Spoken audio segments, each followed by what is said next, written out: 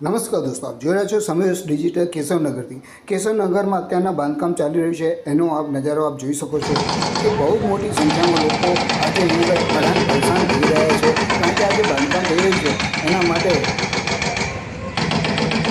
જેમ કે તમે જોઈ રહ્યા છો કે અત્યારના કેશવનગરમાં જે બાંધકામ થઈ રહ્યું છે, જે ઓવરબ્રિજનું કામ ચાલે છે, એના લીધે આજે કેશવનગરમાં જેલવાળો જે રસ્તો છે એ બી બંધ કરી દેવામાં આવ્યો છે.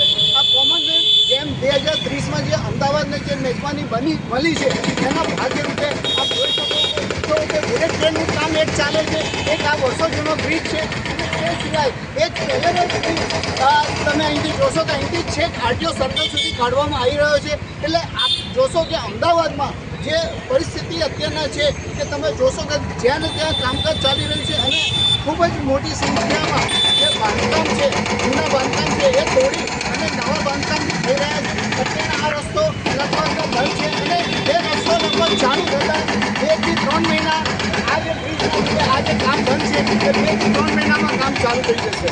કેમેરામેન અંકિત પ્રજાપતિ સાથે અમદાવાદથી અલ્પેશ શાહ.